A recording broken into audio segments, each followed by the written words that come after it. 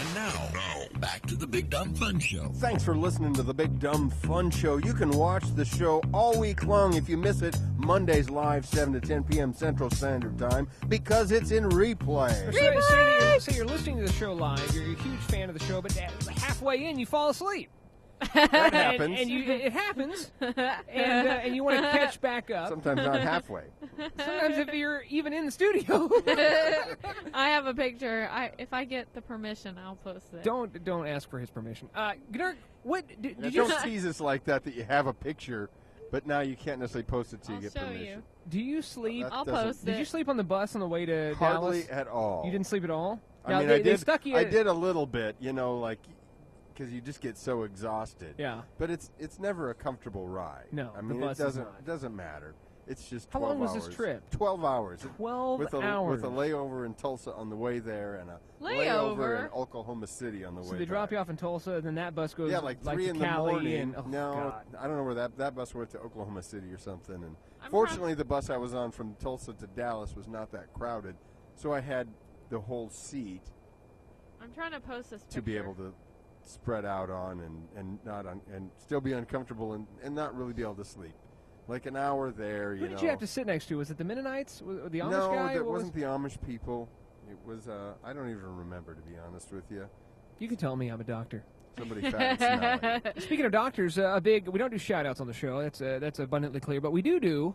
What do you do? Howdy doos, absolutely. So we'd like to give a big howdy do to Arm53 in the chat room. Arm has, I've known Arm for forever, like almost about 10 years or so. Met on the CaseyTalk.com. We've brunched together at Arthur Bryant's. Very cool guy. What is that? Yeah, I'll tell you the whole Casey's Talk story later. But it's basically, remember when forums were big, and like kind of before Facebook knocked them. Okay, well, it used to be really big. And I was administrator of CaseyTalk.com. Now I'm the owner of the domain, but I don't do crap with it. Why don't we do crap with it? Because it's just too intensive. I don't have time. What's with you two and the language? You can't just have a conversation about forums without throwing a crap in there? I didn't say crap. He's been saying crap all day. I plead the fifth. I haven't cursed a word.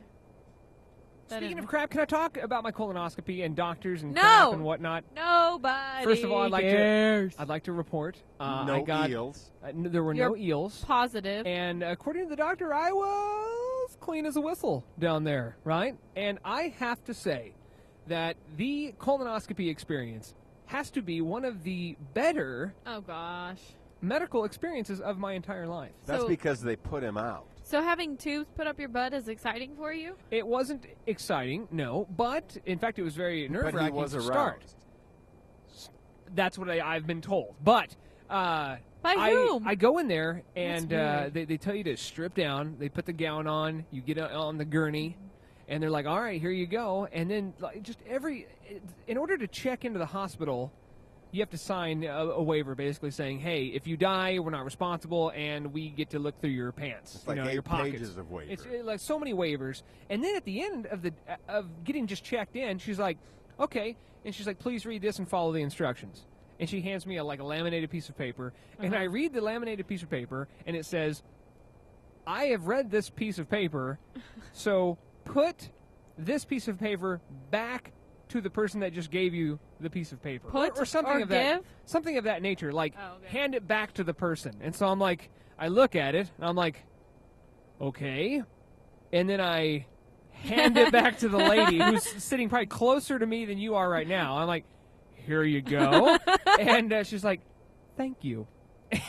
This is like so weird. Like this is just a test, I guess, that you can read and that you comprehend, or that they're not going to try to sue you later because you say, "Well, I didn't know what any of that paperwork meant." Yeah, that's their legal disclaimer for just in case you didn't read the 8 pages of stuff you signed. I'm sure they had me on camera. Which you really didn't do. Yeah, I'm sure they had me on camera. Like, man, that guy's a speed reader. That's probably happened to them before. That's probably why they did that. Oh, I'm sure it's just malpractice. I can't read. The worst part was.